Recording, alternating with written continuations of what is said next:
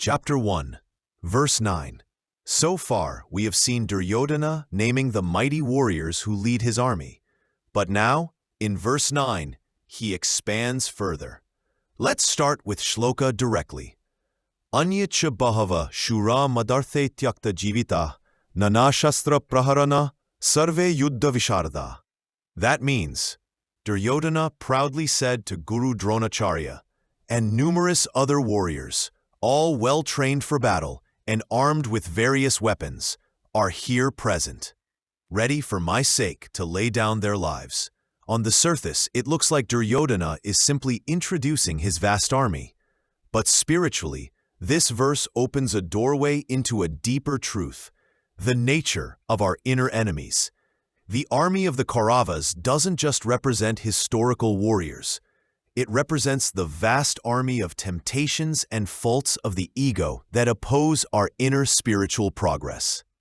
When the ego sides with material desire, it manifests in 6 primary defects: kama, lust; krodha, anger; lobha, greed; moha, delusion; matsarya, envy or material attachment.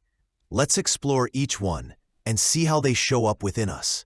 Let's start with kama. What we call it is lust. Lust is not just about physical desire.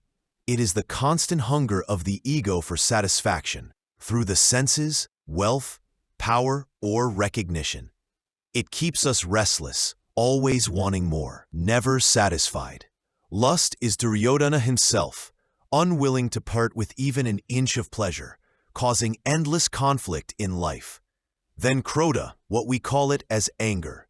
When desire is blocked, anger rises. That is why Dushasana, Duryodhana's brother, represents anger. Anger blinds wisdom, destroys peace, and leads to poor judgment. It comes in many forms: impatience, irritation, jealousy, resentment.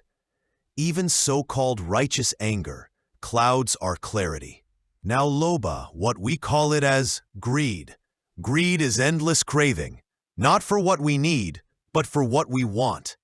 It is the inability to distinguish between necessity and indulgence. It may appear small, like overeating, or large, like dishonesty and exploitation. In the Gita, Krishna warns, lust, anger, and greed are the 3 gateways to hell. Then Moha, which is nothing but delusion. Moha is the fog of confusion that makes us mistake the unreal for the real. It makes us attach to illusions, money, status, power, as though they are permanent. In the Mahabharata, this is symbolized by Shakuni, the master of deceit, whose dice trick banished the Pandavas from their kingdom. In our lives, Moha makes us gamble away our spiritual clarity for fleeting pleasures. Now Mada, what we call it as pride. Pride is intoxication with the ego, I, me, mine. It is the need to prove superiority, to dominate, to cling to one's name and status. In the epic, pride is represented by Shalya, who was bribed to join Duryodhana's side. Pride blinds us, making us hostile, intolerant, and defensive. Even spiritual seekers can fall due to pride in their own progress. And finally, Matsarya, which is nothing but envy. Envy arises when we compare ourselves to others. Wanting what they have, it makes us restless, dissatisfied, always chasing. In the war, this is represented by Krodha, who was consumed by jealousy.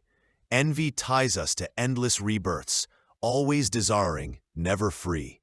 These 6 faults, lust, anger, greed, delusion, pride, and envy, form the inner army of the ego. Along with karma, binding action, and latent desires, they are the true warriors of the Kaurava side within us. The Gita urges us to recognize these enemies within, call them out by name, and fight them with the weapons of yoga, meditation, and wisdom. Only then can Arjuna within us, guided by Krishna consciousness, win the war of life. May the light of the Gita guide your inner war, until peace reigns within. Thank you.